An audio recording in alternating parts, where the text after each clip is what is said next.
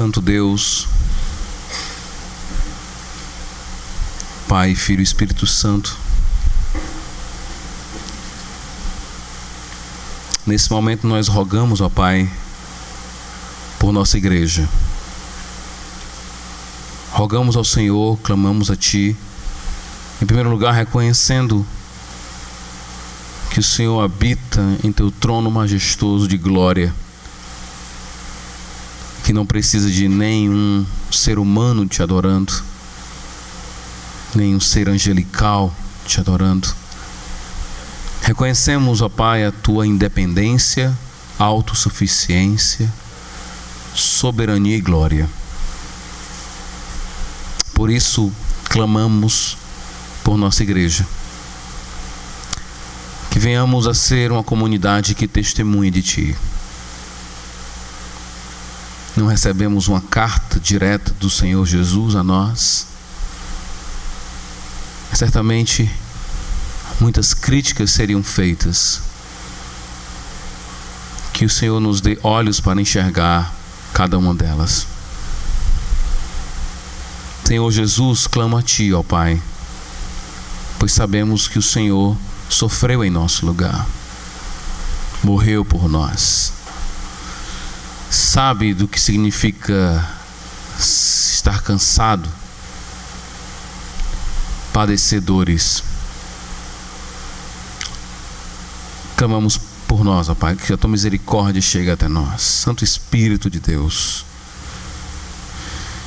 o Senhor que habita em nós, o Senhor que iluminou nossas mentes à medida em que fomos abertos à mensagem do Teu Evangelho, à medida que fomos apresentados à Tua verdade, a verdade do Evangelho, o Senhor abriu o nosso entendimento, nos chamou para Ti.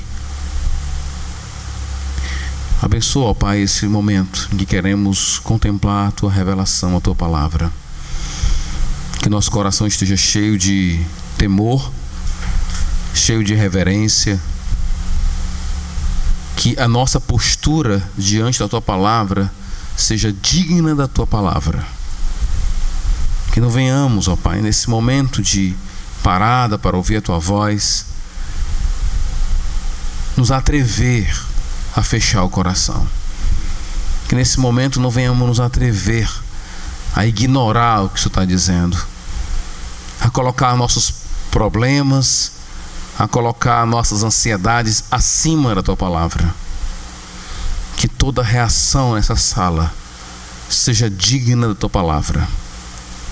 Que hoje seja uma noite marcada por conversão, por transformação gerada pelo Teu Espírito, por regeneração, por conversão.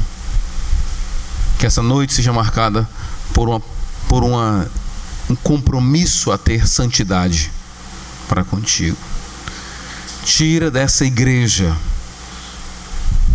qualquer tipo de espírito religioso que é contrário ao que encontramos em Tua palavra. Tira de nós a falsidade que o espírito religioso traz. Nos dá um coração quebrantado, sincero diante do Senhor, confiante em Cristo e não em nós, para se chegar a Teu trono. Abençoa-nos, ó Pai, nesse momento. Dependemos completamente de Ti, para Te entender. Em nome de Jesus que nós choramos. Amém. Apocalipse capítulo 4. Nós já fizemos a leitura durante o culto. Nós queremos fazer agora a exposição. O livro de Apocalipse agora entra num novo estágio. A gente viu capítulo 1, 2 e 3, é uma visão. João tem uma visão da pessoa de Cristo, Cristo glorificado. Ali aprendemos muito sobre Cristo através de cada característica, dos seus olhos, do seu cabelo, dos seus pés, das suas vestes. Como Ele se apresentou a João nos lembra e nos ensina muito sobre quem Cristo é.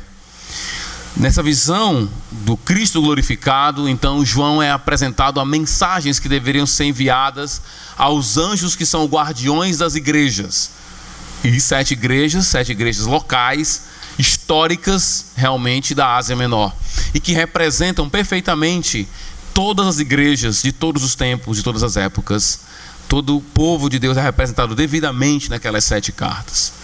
João então começa o capítulo 4 dizendo: depois dessas coisas, depois que ele recebeu essa mensagem, depois que ele recebeu as mensagens para dar aos anjos guardiões, que são verdadeiros representantes de cada igreja, ao ponto de que aquilo que é dito para o anjo é dito também à igreja, ele diz: eu olhei e diante de mim estava uma porta aberta no céu. A voz que eu tinha ouvido no princípio, e aí a tradução, alguns variam, alguns dizem que é a voz que ele ouviu no princípio, e alguns entendem que é a voz que ele ouviu primeiro. Depois que a porta se abriu, ele ouviu uma voz primeiro. Alguns acham que foi a voz primeira que ele ouviu depois que a porta se abriu, ou alguns acham, como a NVI traduziu, a ideia de que a voz que ele ouviu primeiro, aquela voz lá do capítulo 1 da visão, se for essa voz, então é a voz do próprio Senhor Jesus Cristo. Ele recebe então um convite. A voz que eu tinha ouvido no princípio, falando comigo como trombeta, disse: suba para cá e lhe mostrarei o que deve acontecer depois dessas coisas. João é convidado para uma subida aos céus. Isso vai acontecer em vários momentos do livro. Tem hora que você meio que não consegue acompanhar onde João está. Parece que hora ele está no céu, hora ele está na terra. E essa é uma experiência em espírito, portanto, fica difícil a gente fazer algum tipo de definição de como se deu isso. Mas o fato é que se deu por meio do Espírito Santo de Deus. Ele tem então esse encontro celestial. Ele sobe aos céus. E é dito para ele: eu vou te mostrar o que vai acontecer. Mas é interessante, isso diz respeito ao que vem posteriormente, ao que vai ser dito posteriormente em todo o livro. Só que o capítulo 4 e o capítulo 5, na verdade, é uma visão que João tem das realidades celestiais. Ele vai ver Deus sendo exaltado, o Cordeiro aparecendo, o livro aparecendo, os selos ainda vão ser abertos só no capítulo 6, mas no capítulo 4 e no capítulo 5, o que você tem é a apresentação das realidades celestiais. E tudo isso é o que dá fundamento e entendimento para a gente entender o que vai acontecer depois do capítulo 5, que é o desenrolar dos selos, das trombetas e das taças. Tudo o que vai acontecer no desenrolar dos selos, das trombetas e das taças, na verdade, surge do céu. O que o livro de Apocalipse deixa claro para a gente é que você só compreende melhor a terra quando você olha para as realidades celestiais. A Bíblia deixa bem claro para a gente que tudo que acontece aqui na terra, no final das contas, é fruto daquilo que já aconteceu e foi determinado no céu, no trono de Deus. Isso é muito importante porque esses irmãos que receberam esse documento de primeira, as 7 igrejas, por exemplo, sofriam muita perseguição. Não podemos esquecer do contexto por trás, que era o culto ao imperador. Não podemos esquecer que a igreja naqueles dias não era uma instituição reconhecida. Hoje as igrejas têm CNPJ, né? Hoje as igrejas são reconhecidas, são convidadas, às vezes, vez por outra eu recebo lá convites para participar de algum tipo de cerimônia, alguma coisa da prefeitura, alguma coisa assim, porque são instituições reconhecidas.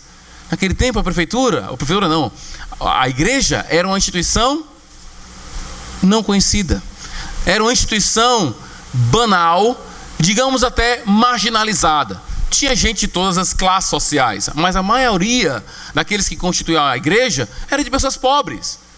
Os estudiosos do primeiro século deixam bem claro que aqueles que faziam a igreja logo no seu início eram pessoas muitas vezes iletradas. Então você tem uma comunidade marginalizada, perseguida. Em algumas igrejas você viu claramente que a perseguição era influente, grande, dominante sobre eles. E aí vem essa mensagem: Deus está no seu trono.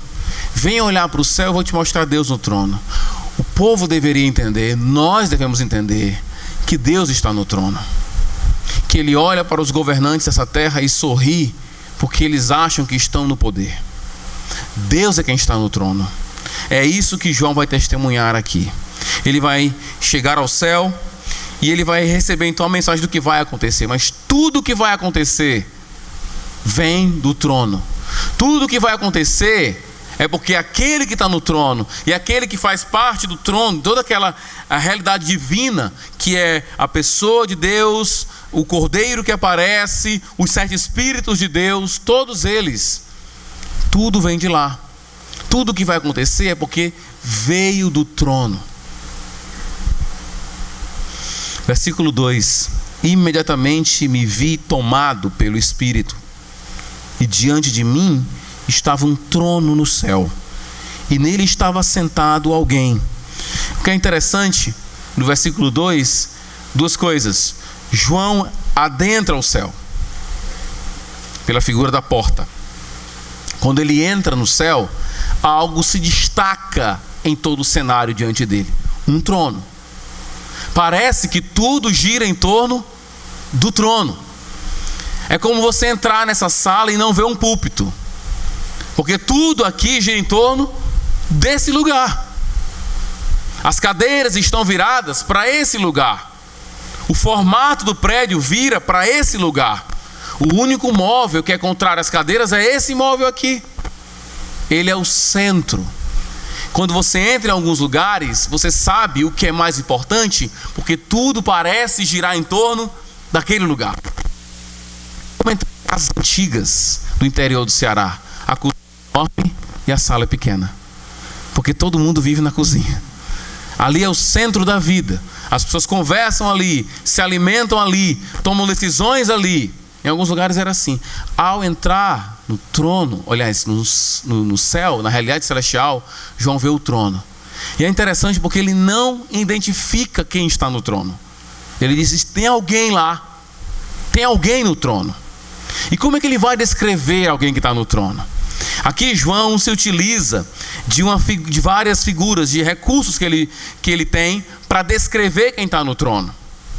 E aí ele começa no versículo 3: aquele que estava sentado era de aspecto semelhante a. Aqui é importante. João está dizendo: parece com. É como, mas não é. Então, o que João está querendo dizer: gente, eu não tenho como dizer o que era aquilo. O que eu posso dizer para vocês é que eu estava na realidade celestial. E como eu não sei o que é aquilo, eu não conheço a língua do céu, eu não conheço de lá, eu não vim de lá, não vivo lá. O que eu posso fazer é usar daquilo que eu tenho diante de mim para fazer comparações. Eita, esse microfone aqui tá bichado, como diz o outro, né? Fazer comparações para que as pessoas possam entender o que realmente eu vi. E ele compara. E aqui vem um ponto de cuidado que eu quero dizer para vocês que estão acompanhando aqui a série Apocalipse. A gente tem que ter muito cuidado quando João apresenta para a gente imagens. Aqui ele vai colocar para a gente algumas imagens. Essa pessoa, esse alguém que está no trono, é semelhante ao quê? A uma pedra de jaspe e sardônio. E algumas pessoas, observando essa questão das pedras, dizem: não, a pedra de jaspe é uma pedra transparente, a pedra de sardônio é uma pedra vermelha. Depois ele vai falar da esmeralda, que é verde. E aí vai. E alguns dizem: o transparente é isso, o vermelho é aquilo, o esmeralda tem a ver com aquilo outro. E você tenta procurar simbologia para cada pedra dessa. Eu digo que primeiro de tudo e antes de qualquer coisa, quando você for ler o livro de Apocalipse, faça uma leitura geral para você entender qual é a proposta do autor. O que eu entendo é que você não tem que procurar nenhum tipo de significado para cada pedra dessa, até porque cada significado que você for dar para essa pedra, você vai ter que usar algum tipo de literatura que confirme isso. Essa comparação não pode vir da sua cabeça. Ah, se é transparente, pastor, deve ser aquilo outro. Só que a interpretação bíblica não deve estar controlada à sua mente. O sentido do texto não está na sua cabeça, está no que o autor quis dizer. E muitas vezes nós não temos referências paralelas para a gente dizer assim: não, o sardônio é uma referência a isso, né? A esmeralda deve ser uma referência àquilo. Não temos. Portanto, o que parece é que você tem que ver a imagem como um todo. E o que o autor está querendo mostrar para a gente é que a beleza daquele que estava diante dele, do alguém que estava no trono, só pode ser utilizado para comparar a beleza de quem estava lá. A única coisa que eu posso fazer é utilizar pedras preciosas para me comparar a quem está lá. O que cada pedra significa para mim, sinceramente, todos os autores que eu li, todos os comentários que eu li, eu não vi nenhuma base sustentável, assim, sólida para dizer o sardônio quer dizer isso. Tudo fica na base do muito provavelmente, talvez, há quem pense que, mas não tem assim. O texto tal nos faz pensar nisso. Há uma referência clara que o sardônio naquela cultura significava aquilo outro. Como não tem, o que eu posso dizer e o que o texto está querendo nos ensinar é: aquele que estava no trono era belo, e só pedras preciosas para poder comparar. E quando você imagina o sardônio, a esmeralda e todas as pedras, eu digo para você, ainda não é isso que você está pensando, ok? Porque tudo isso é semelhante a. Não é. Deus não é sardônio, Deus não é nenhuma pedra. Nenhuma dessas pedras pode ser comparada a Ele. É comparada, mas sempre entendendo que é uma comparação. Ele vai dizer: jaspe e sardônio, um arco-íris parecendo uma esmeralda circundava o trono. Ninguém sabe se esse círculo era horizontal ao chão ou se era vertical, cercando o trono assim, porque o arco-íris pode ser tanto aquele meia-lua, né, como aquele completo, total. Ninguém sabe se era assim, se era assim. Muitas das descrições que nós encontramos em Apocalipse, nessa parte, a gente não tem como determinar. Mas o que você não pode é se perder nos detalhes e acabar perdendo o sentido geral da passagem. Aquele que está no trono, o alguém do trono, é belo, é glorioso, é majestoso. Ao redor do que estava, ao redor da qual estavam outros 24 tronos, e assentados neles 24 anciãos. E eles estavam vestidos de branco, e na cabeça tinham coroas de ouro. Aqui aparece então, tem a descrição do personagem do trono, e depois tem a descrição daqueles que estão ao redor do trono. E começa então o primeiro grupo. Você tem o grupo dos 24 anciãos. Há muita discussão. Alguns dizem que é uma representação do povo de Israel com o povo que estava com o povo da igreja. Israel, porque Israel era composto por 12 tribos, e a igreja, a base delas são os 12 apóstolos. E eles usam também o próprio livro de Apocalipse, quando vai dizer que a Nova Jerusalém tem essa formatação que envolve o nome das 12 tribos com o nome dos 12 apóstolos. É uma suposição. Alguns acham que eu fico com dificuldade quando alguém fica dizendo assim: o 24 aqui é 12 mais 12. Mas 24 também é 20 mais 4, né? 24 é 1 mais 23. 24 é 24. Quem são esses anciãos? Alguns acreditam que quando João é convidado para subir, isso é raro hoje em dia, poucos pré-tribulacionistas acreditam nisso, aqueles que acreditam que a igreja não vai passar pela tribulação, poucos usam esse versículo, mas alguns ainda usam. Esse versículo pode dizer o seguinte: quando João sobe, na verdade é a igreja que está subindo, antes de começar a tribulação. E aí eles dizem que aqui esses 24 anciãos, na verdade, são representantes do povo de Deus. É um símbolo da igreja. E eu tenho algumas dificuldades com isso. Primeiro, no capítulo 5, versículo 8, essas figuras vão aparecendo ao longo do livro. E no capítulo 5, versículo 8, eles têm incenso. No capítulo 8, é-nos dito que explicitamente que esse incenso, na verdade, são as orações dos santos. No capítulo 8, versículo 3, João chama os anciãos, um anjo para... Ele usa o incenso, né, que é a oração dos santos. Enquanto no 5:8 quem tem o incenso são os anciãos, no 8:3 quem tem o incenso é um anjo que tem. Então parece que há uma relação entre esses anciãos e o anjo, pelo menos o ministério deles parece parecido, porque enquanto um tem incenso, o outro também tem incenso. Só que aqui em 24 anciãos não é explícito que eles são anjos, mas no 8:3 fica explícito que quem está com o incenso são os anjos. Há uma outra questão interessante. No capítulo 7, versículo 13 e 14, João chama um dos anciãos de Senhor, que eu acho que seria um título estranho a ser dado para um cristão, para um servo de Deus, para um membro da igreja, chamar ele de Senhor.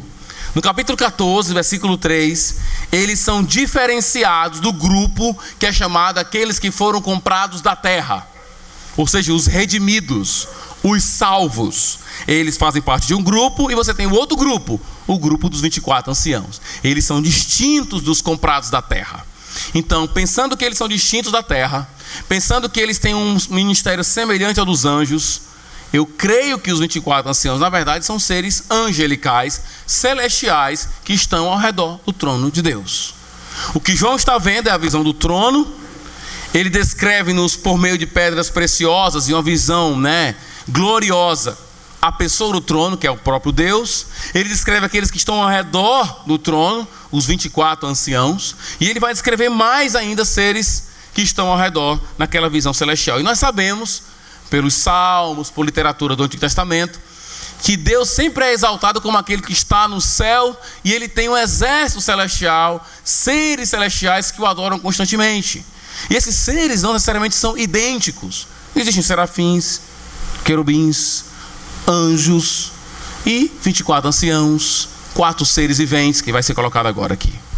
Vamos continuar lendo o texto. Ele continua dizendo: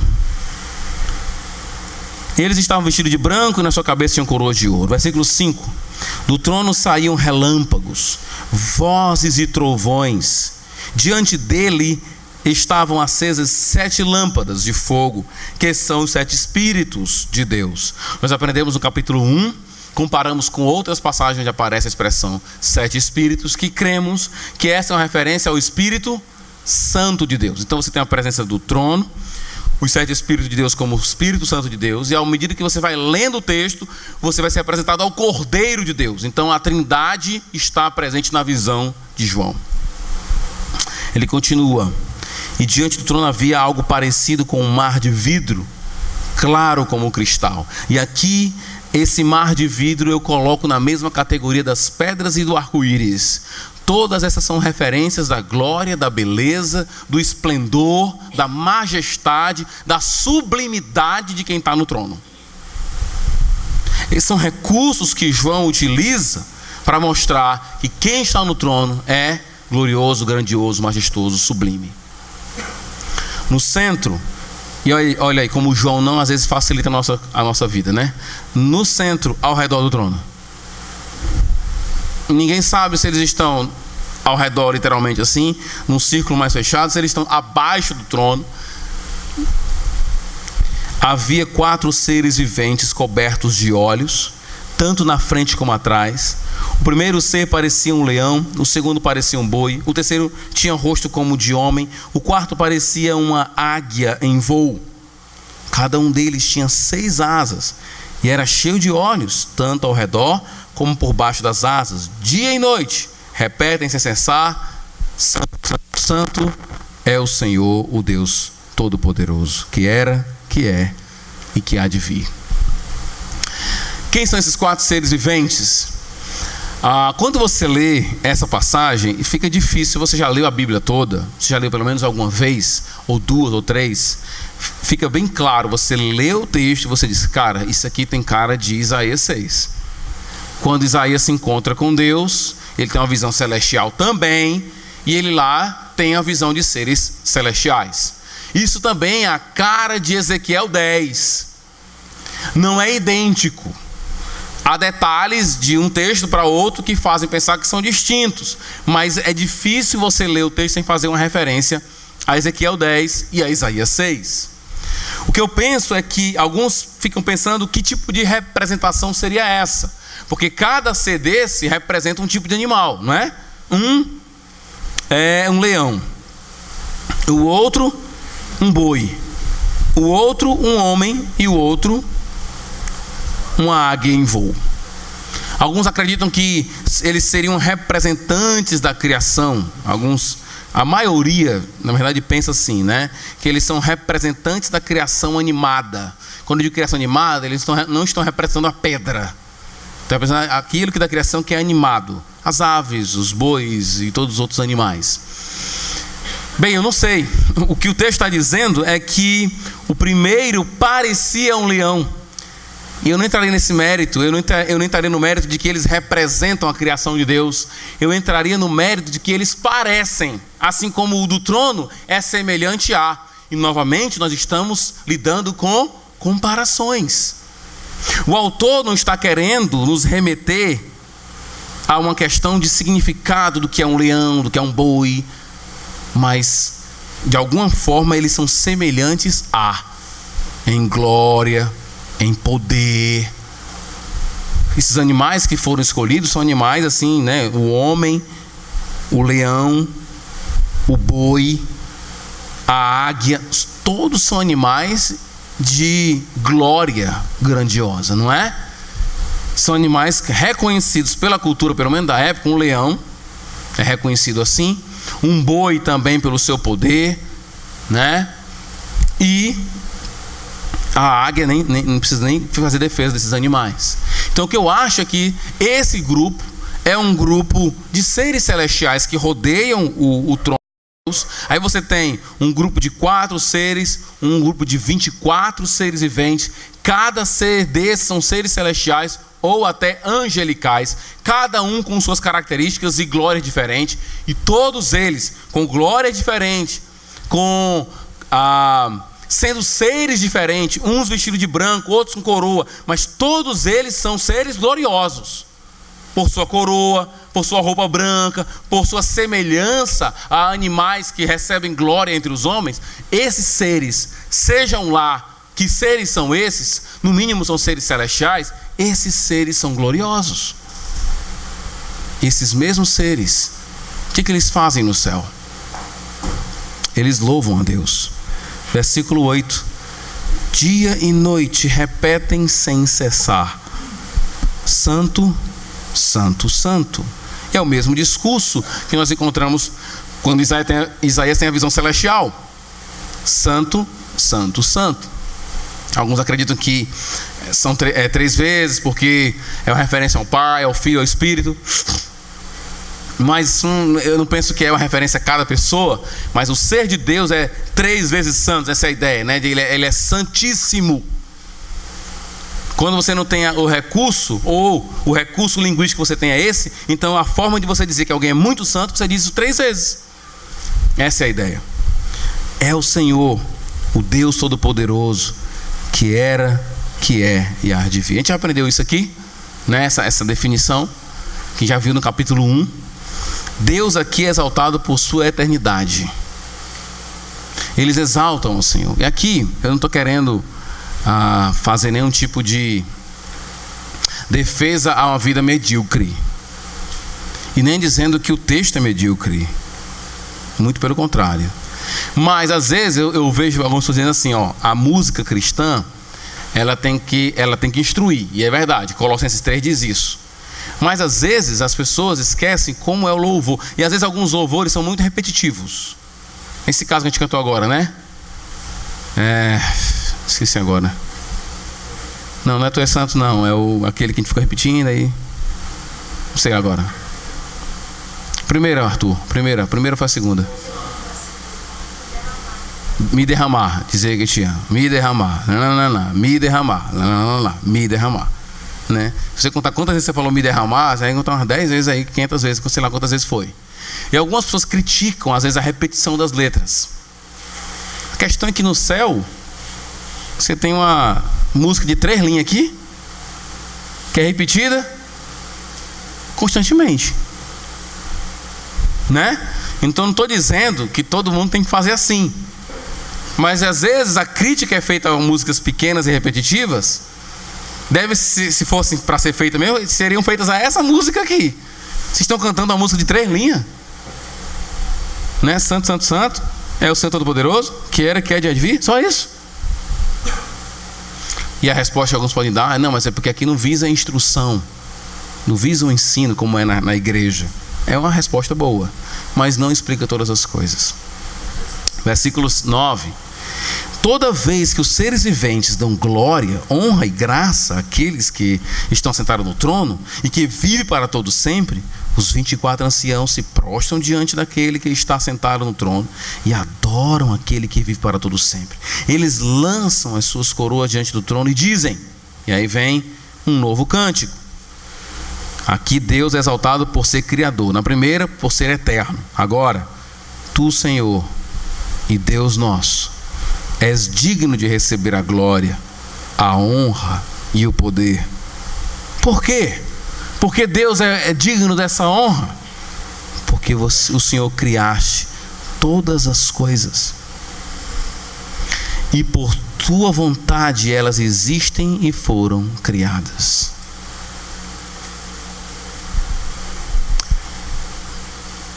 É uma coisa que o cristão, diferente, infelizmente algumas raízes cristãs, algumas tradições cristãs não entenderam isso corretamente. Deus é exaltado porque Ele criou todas as coisas. Ele é exaltado porque Ele projetou criar todas as coisas. Portanto, para o cristão, a criação é algo positivo. É algo que devemos considerar. E essa é a base que Paulo vai usar, inclusive, contra os falsos mestres que vão proibir alguns alimentos. Paulo vai dizer, como é que você vai deixar de dar graça por uma coisa que Deus fez? Deus criou isso, agora você está dizendo que isso não pode ser utilizado porque, cara, a criação foi dada por Deus, é motivo de louvor. Inclusive nós louvamos a Ele por isso. Quando eu como feijão, quando eu como alguma coisa que eu sei que foi produto da terra do Senhor, da criação de Deus, é motivo de louvor. Como é que você está proibindo agora alguns alimentos para mim? Que foi o próprio Deus quem criou. Essa é a argumentação de Paulo lá. Vamos aqui a algumas aplicações. Primeira aplicação, queridos.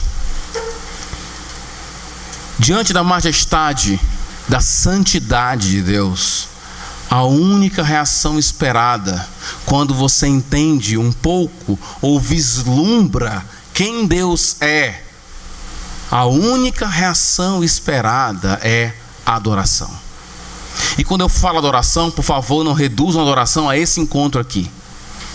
Adoração como uma postura de vida, onde você entende que tudo vem do Senhor e você está sempre com o coração cheio de gratidão a Ele.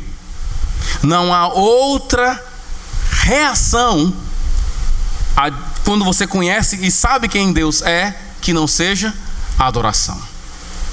Quando nós falamos para você, querido, converta-se, volte-se para Jesus, nós estamos dizendo para você, torne-se um adorador.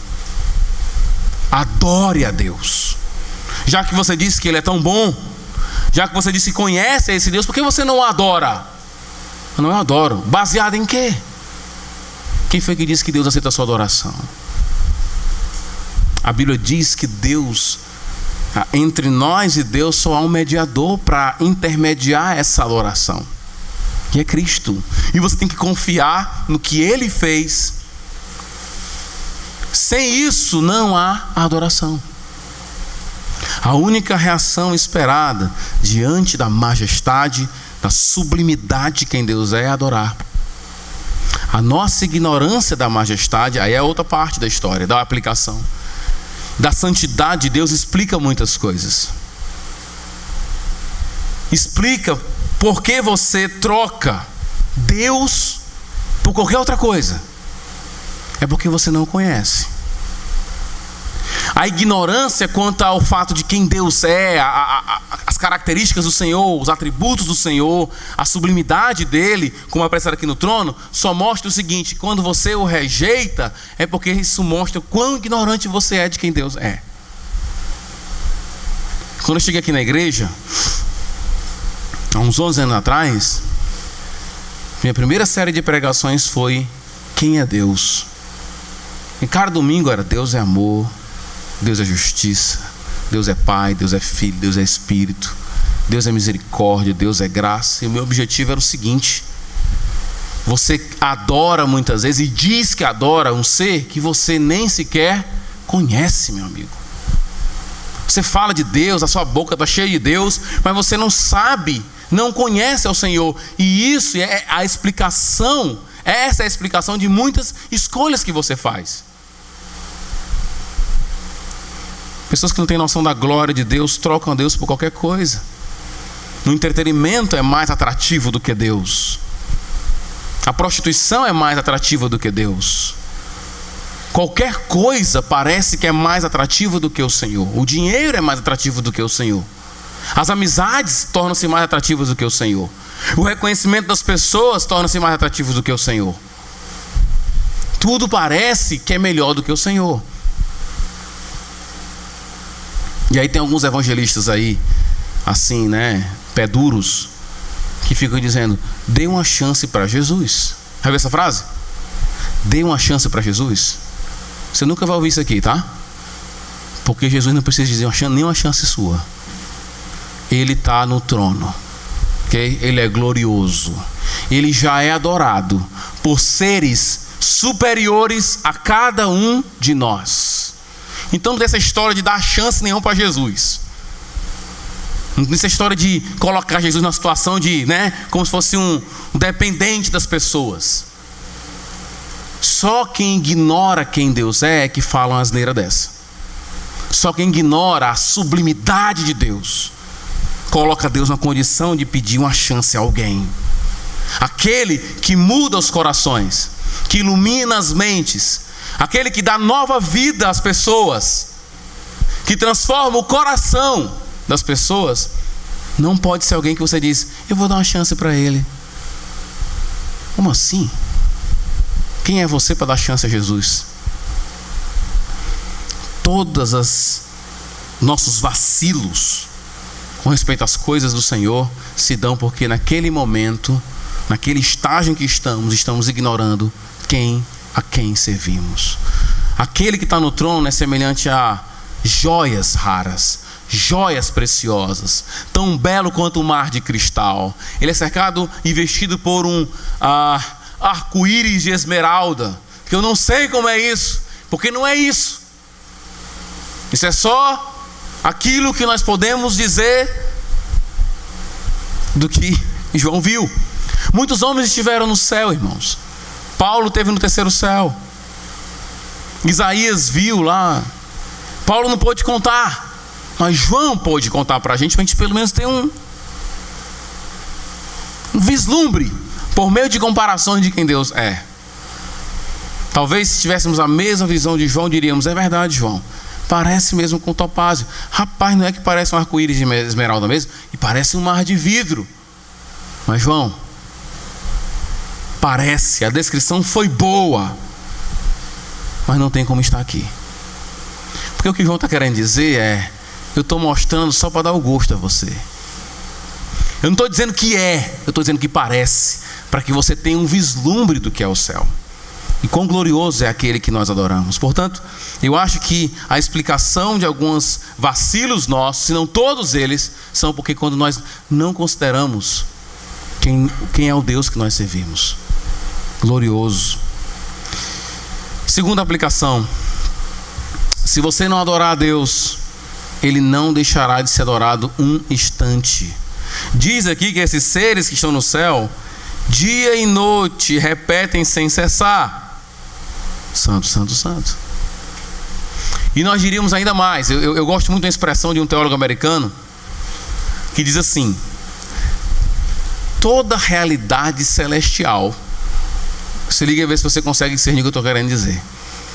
Toda realidade celestial, inclusive essa de João aqui, ela ainda não é a expressão do lugar onde Deus está. Porque toda realidade celestial ainda é uma encarnação de Deus. Existe um lugar em que só tem Deus e nenhum ser vivente e nenhum dos anciãos está lá, mas ainda assim Ele é adorado por Ele mesmo, nas três pessoas soberanas da Trindade. Aqui, quando João vê essa realidade celestial, isso já é um tipo, é o que eu estou colocando aqui entre aspas, de encarnação de Deus. Porque os nossos olhos não podem contemplar a totalidade de quem Deus é. Como diz o cântico antigo, né? Se nos cega o sol ardente quando virgem seu furor, quem poderá contemplar aquele que do sol é o Criador? Patriarcas nem profetas o puderam avistar, nem Adão chegou a vê-lo antes mesmo de pecar.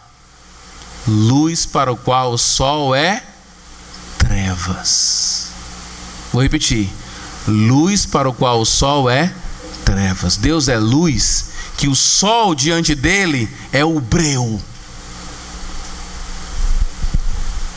Há um lugar onde só Deus existe, e nesse lugar Deus ainda é adorado. Se você não quer adorar Deus, quem está perdendo é você. Deus não está aqui hoje dizendo para você: eu preciso do seu louvor. Eu não vi a hora chegar às 7 horas para ouvir a voz daqueles irmãos, porque se você ouvisse o coral de Deus no céu, você diria: nós não sabemos cantar. E os melhores cantores que estão aqui não chegam aos pés dos 24 anciãos, dos 4 seres viventes, em sua intensidade e glória. Deus não precisa do seu louvor. Deus não estava ansioso no céu dizendo: poxa, se eles não me adorarem hoje, vou ficar tão deprê, porque sem eles a minha vida não é nada. Deus já é adorado, Ele está sendo adorado. Antes das 7 horas, os 4 seres viventes já estavam adorando a Deus. Os 24 anciãos já estavam adorando a Deus. Os seres celestiais já adoravam a Deus. Há um tempo atrás, não sei se você pode encontrar no YouTube isso, eu não sei nem como descrever lá, mas vê a história e depois você procura no YouTube lá. É um pregador falando como Deus é adorado pela criação. E ele então pegou os sons da criação, e ele falou que as estrelas emitem sons. Ele vai dizer: enquanto você está calado, as estrelas louvam, a criação louva, os anjos louvam a Deus. Deus se chama diante do que Ele é, não há outra forma de reagir, porque a admiração é adoração. Quando você está admirado, né, estupefato muitas vezes diante de algo belo e bonito, isso é adorar. Não há como ter contato com Deus e não ser um adorador dele.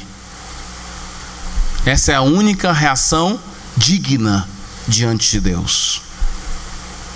Se você não adorar, Ele continuará sendo adorado. Terceiro, no céu Deus é o destaque. Quando João sobe ao céu, devia ter muita coisa lá, né? Eu acho que a gente pode usar da imaginação aqui sem, né, extrapolar, sem querer esticar um pouco demais a coisa aqui. Mas certamente a realidade celestial deve ser algo extremamente glorioso. E quando ele entra lá, quem é o destaque é o trono. Quem é o destaque para você? A oração do justo, a oração do piedoso é: o Pai Nosso é o modelo, né? Santificado seja o teu nome. O que mais? Vamos ver se você sabe o Pai Nosso aí. Seja feita a vossa vontade, assim na terra como no céu. O que ele está dizendo é: Senhor, eu queria tanto que aquilo que acontece lá, porque eu sei que a tua vontade no céu, ela é feita de uma forma que não é aqui.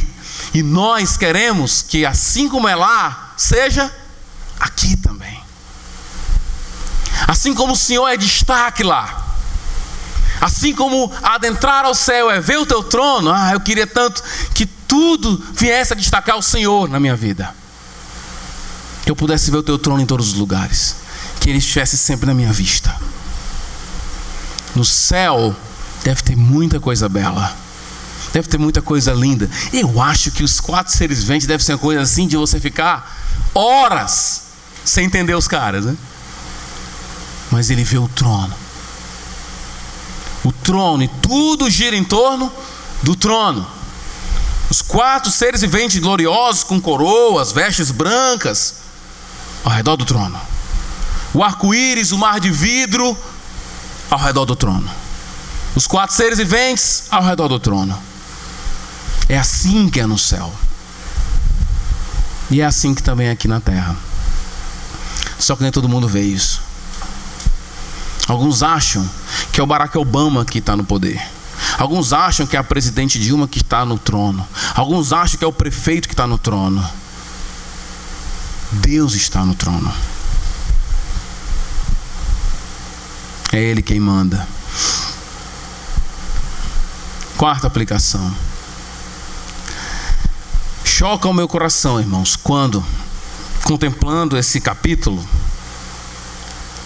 contemplando a grandeza de Deus, a glória da sua habitação celestial, de como Ele é adorado nas regiões celestes, de como Ele é majestoso e glorioso, e Ele vem e toma a decisão: eu vou me tornar um ser humano. Como assim?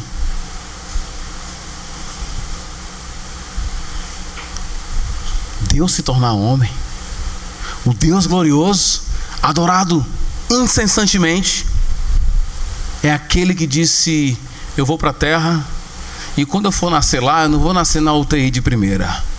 Não vai ter cobertura de câmeras nenhuma emissora vai fazer cobertura. Na verdade, quando eu chegar lá, eu vou ser bem rejeitado. Eu vou nascer entre animais, na pior das instalações possíveis para que uma criança pudesse nascer. Isso deve encher o nosso coração de surpresa. O Deus glorioso se fez carne. 5ª aplicação, bem curtinha, mas bem profunda. Deus está no trono. Ele sempre teve. Ele sempre estará. E tudo vai ser do jeito que Ele quer. Deixa eu dizer uma coisa para você. Não importa. Isso pode ser duro para você. Não importa. O que Deus quer vai ser. Porque é Ele que manda. É Ele quem comanda. Ele tem o poder da vida e da morte. É Ele quem diz: eu quero essa pessoa. É Ele quem tira a vida, porque a vida é dele. É Ele quem está no trono. Mas por que há tanto sofrimento, pastor? Por que tanta pessoa sofre? Porque Ele quer. Porque Ele tem projetos que você não tem ideia do que é. Porque se você começasse a contemplar o plano de redenção dele, você jamais questionaria, jamais diria: por que tem tanto sofrimento no mundo? Você diria: porque Deus cuida de nós. Era isso que você diria. Porque à medida que você conhece a Deus, como o salmista no Salmo 8, você fica surpreso. Quando o salmista diz: Senhor, porque o Senhor nos visita, porque o Senhor nos enche, porque o Senhor nos deu honra e glória, sendo o Senhor quem é. Quando você conhece a Deus, você não questiona a sua soberania. A Bíblia diz no Salmo 115 que Ele está no seu trono fazendo tudo o que Ele quer. O nosso Deus não é frustrado. Não é um Deus que tenta. É um Deus que faz. É um Deus que realiza. Diante desse Deus, só resta adorar. Viver em adoração. Dizer que Deus está no trono quer dizer também: você não está no trono. Quer dizer, você não é o centro. E todas as vezes que você tenta se colocar, você está errado, porque você está indo de conta à sua própria natureza. Você não foi feito para sentar no trono. Você se perde no trono. Ele fica folgado em você, entendeu? Ele não foi feito para você. Você não está no comando da sua vida. Você pode morrer hoje. Eu posso morrer hoje. Sabe por quê? Porque eu não estou no comando. Eu não sei como é que está a minha situação física agora. Faz tempo que eu não fiz o meu check-up. Eu não sei como é o meu cérebro. Se eu vou ter agora, durante a pregação, um tipo de derrame cerebral ou um ataque cardíaco. Eu não sei. Porque eu não estou no trono. E mesmo que eu soubesse, eu não estaria no trono ainda, porque se eu estivesse no trono eu diria, eu não quero ter isso. Nós não estamos no trono. A Bíblia diz, um dia todo joelho vai dobrar diante desse trono. Uns já dobram agora, e aqueles que dobram agora vão dobrar de alegria. Os outros vão ser obrigados a dobrar, porque não vai ter como fazer outra coisa diante do trono. Só que não vão dobrar de alegria, de tristeza por não ter reconhecido aquele que está no trono enquanto estava em vida. Reconheça quem está no trono. Seguir a Jesus, diz a Bíblia, é negar a si mesmo. Por que negar a si mesmo? Porque nós geralmente estamos no trono. É sair do trono e dizer, reconheço que eu estava no lugar errado, ou me iludia que eu estava no trono. Deus está no trono, não nós. Sexta aplicação, Deus é o Criador. Diz o texto aqui, Ele é louvado por ser Criador. Isso quer dizer que nós somos criaturas. Eu acho que algumas pessoas não entendem isso. O que significa ser uma criatura? Primeiro, que significa ser derivado. Você não é a origem das coisas. Significa que alguém existiu antes de você, que você é produto da ação de outra pessoa. Isso quer dizer que para você entender quem você é, você precisa ouvir o seu Criador. Só o Criador pode dizer para você o que você é e como você funciona bem. Todas as vezes que o Senhor Deus diz, não faça isso, não faça aquilo outro, além de Ele expressar a natureza do ser dele, que Ele é santo e justo, Ele está dizendo assim, eu não fiz você para isso, meu filho. Eu não criei você para adulterar. Eu não criei você para se envolver em prostituição. Eu não criei o ser humano para roubar. Eu não criei para mentir. E todas as vezes que você opta por isso, você está indo contra o manual. E quem vai contra o manual não funciona, entendeu? O brasileiro não gosta de ler manual, né? Aliás, lê manual quando a coisa queima. Entendi, queimou. O cara vai lá no manual, como assim? Eu não sabia que não podia ter contato com água. Pois é, você não leu o manual, a máquina não funcionou, meu amigo. Você precisa do seu manual para entender quem você é. Não é você quem diz como você é. Porque você tem um probleminha aí no seu software, né? Seus hardware também. Você tem um probleminha aí, é que você gosta de dizer para você o que você é. E quando você diz para você o que você é, geralmente você cai em dois extremos. Ou você vai lá embaixo, diz assim, eu não sou nada, eu não presto para nada. Ou então você vai lá para cima e diz, eu sou uma pessoa muito legal, eu sou uma pessoa assim, eu agora vou fazer isso na minha vida, como se você fosse soberano. Nós somos criaturas. Boa esse vento aí. Tem alguém que tem medo de vento aí? Pois é bom ter medo de vento, né? Saber onde nós estamos, que não somos nada. Eu peguei aqui uma citação de Emil Brunner sobre criatura que é interessante compartilhar com vocês. Ele diz assim, se liga na leitura aqui, são algumas linhas. Há um abismo intransponível entre o Criador e a criatura, em que um está sempre oposto ao outro em uma relação que jamais poderá ser alterada. Não existe senso maior de distância do que o que há entre as palavras Criador e criatura. E essa é a primeira coisa que pode ser dita sobre o ser humano, e é fundamental: ele é criatura. Se existe algo que mostra bem claro que você está muito longe de Deus, no sentido de valor, de sublimidade, de glória, é que você é produto dele. Você é criatura. Como diz o profeta, você é só o barro na mão do oleiro. Pastor, mas isso é muito complicado. Não é não. É porque você nasceu e cresceu com a ilusão de que você está no comando das coisas. Não está. 7ª aplicação, daqui a pouco eu termino, são 8. Uma verdade que foi rejeitada por muitas pessoas, que a criação é a coisa boa. Quando o cristianismo surgiu no século I, logo depois, aliás, ainda no século I, uma heresia chamada gnosticismo começou a tentar invadir a igreja.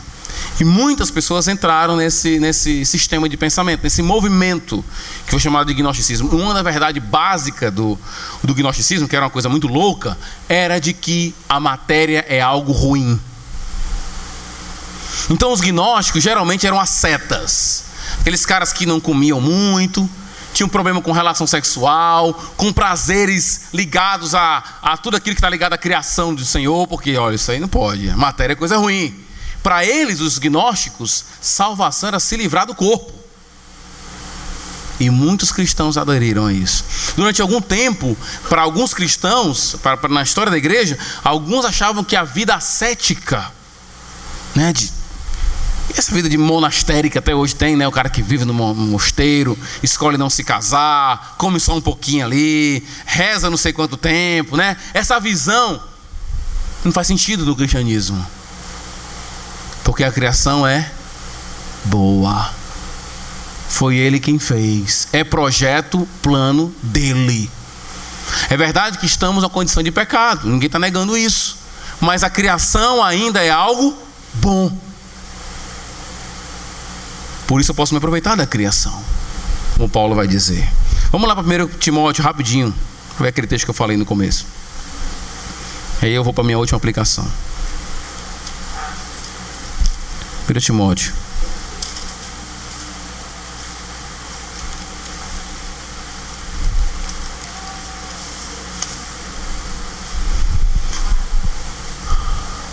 Primeiro Timóteo 4. Foi mal, desculpa aí. 1 Timóteo capítulo 4.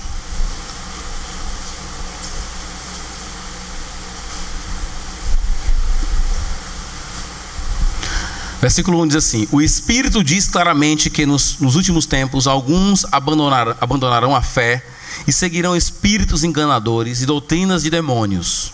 Doutrinas de demônios. Tais ensinamentos vêm de homens hipócritas e mentirosos, que têm a consciência cauterizada e proíbem o quê?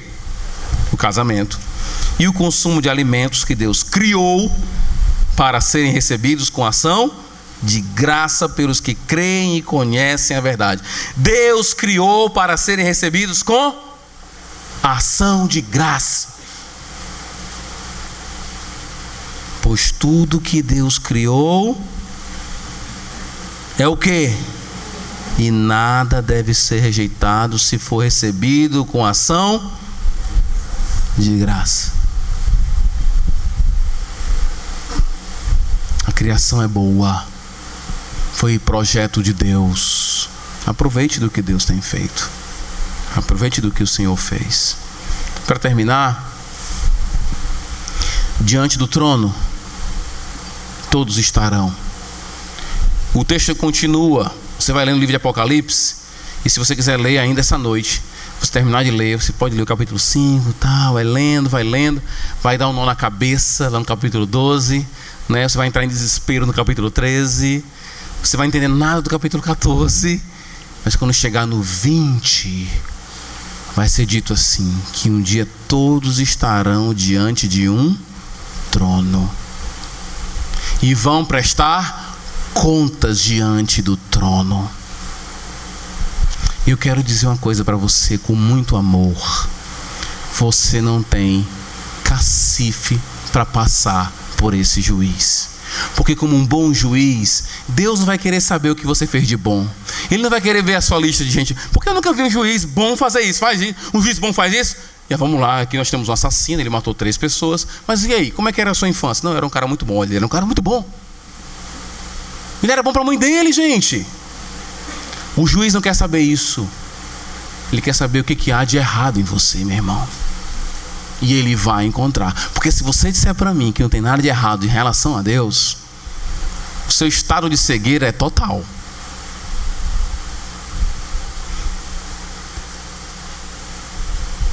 diante do trono de Deus, Deus vai procurar seus erros. E o seu pecado foi contra esse Deus eterno.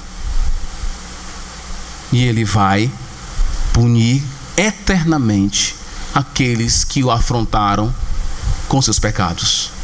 A Bíblia deixa bem claro que os nossos pecados, antes de ser contra a nossa esposa, contra os nossos filhos, contra os nossos pais, nossos líderes, os nossos pecados são diretamente contra o Criador. Alguém que diz, o meu corpo é assim, mas eu vou agir de outra forma, está dizendo o quê? O Senhor me criou assim, mas eu quero ser de outro jeito. Alguém que opta por uma vida, por exemplo, homossexual, está dizendo o quê? O Senhor me criou assim, mas eu não quero. Alguém que está em desobediência está sempre dizendo para o Criador, eu não quero funcionar do jeito que o Senhor me criou. Certamente você vai estar diante do trono de Deus e Ele vai perguntar, o que você fez com o que eu lhe dei? Deixa eu dizer uma coisa para você, ninguém dessa sala passa pelo julgamento de Deus. Ninguém. Nenhum de nós. E é isso que nos faz cristãos. Nós sabemos disso. E sabemos que só tem uma pessoa que pode tomar o nosso lugar para nos recomendar. O nosso advogado. Aquele que vai nos defender diante do trono. É por isso que eu posso dormir hoje. Porque eu sei que eu não fui um bom pai hoje. Eu sei que eu não fui o melhor marido hoje. Eu sei que eu não fui o melhor pastor hoje. Eu sei disso. E não é ilustração não, eu sei mesmo. Mas eu vou dormir, sabe por quê? Porque no dia que eu estiver diante do trono, eu vou ter um advogado que morreu por mim. E isso me dá descanso. O que te dá descanso? O que faz você dormir e não ficar a noite inteira acordado, pensando na sua eternidade? São as suas obras? É o seu caráter? Não, porque eu cresci numa família muito boa, sempre bom caráter. Basta uma falha sua diante do Deus soberano e santo, santo, santo, para Ele dizer, você está errado diante de mim. A Bíblia é clara, meu querido amigo.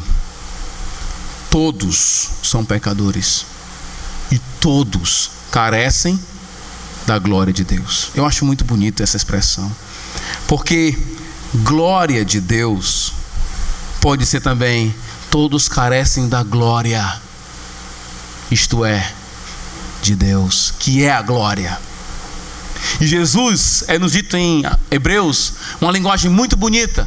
Ele se fez menor do que os anjos para nos levar para a glória, que é o próprio Deus. Ontem eu estava falando com o senhor aqui que não é cristão. E ele falou assim para mim, pastor, faz tempo que... Pastor não, que ele não me chama de pastor, ele chama de Rômulo. Rômulo, rapaz, faz tempo que eu tenho pensado nisso. Eu fico às vezes pensando, rapaz, eu vou para o inferno. Aí eu fico pensando, mas eu não tomei minha decisão ainda. Eu disse para ele assim, não pense nisso não. Não pense que aceitar a Jesus e deixar de ir para o inferno. Isso é uma parte da história, é uma parte que não é a parte mais interessante da história. A parte mais interessante da história é você entender que você vai para Deus. Não é que você não vai para. Porque às vezes tem gente que é cristão, é como se pegasse um ônibus para qualquer lugar. A casa está pegando fogo, o cara vai para onde? Não interessa, eu quero sair daqui. Para nós não. Mas nós interessa. Não é que nós não queremos ir para o inferno, é que nós queremos ir para a glória, para Deus. Só que Ele é justo, meu irmão. Não tem como Ele dispensar você diante do julgamento dele, porque Ele é justo. Entregue-se a Jesus, que é o único caminho que pode te garantir estada eterna com o glorioso, com Deus. Hebreus diz, Ele se fez homem e foi necessário Ele se fazer homem para te levar para a glória. O caminho de Jesus foi aperfeiçoado quando Ele veio, desceu, se fez homem, morreu, subiu para a glória, querendo juntamente com Ele levar vários à glória. Por isso que Ele é autor da fé, aquele que abre o caminho, a mata, para a gente entrar. Ele abre a porta, Ele é a porta. Que você possa entender isso verdadeiramente e entender que um dia você vai estar diante de Deus. Espero que você esteja bem acompanhado com um advogado que é o único que você pode ter, aquele que morreu na cruz do Calvário. Vamos orar. Senhor Deus, obrigado, Pai, por nos revelar um pouco da majestade e da glória do Senhor, por meio dessa visão de João. Sabemos que o Senhor é glorioso, que o Senhor é maravilhoso, sublime.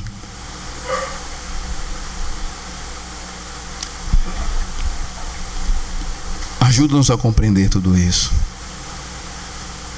Faz de cada um aqui pessoas que venham a te adorar, reconhecer o teu ser, a tua sublimidade. Ajuda-nos, ó Pai. Oramos pedindo por aqueles que ainda não se renderam a Jesus. É em nome dele que nós choramos. Amém.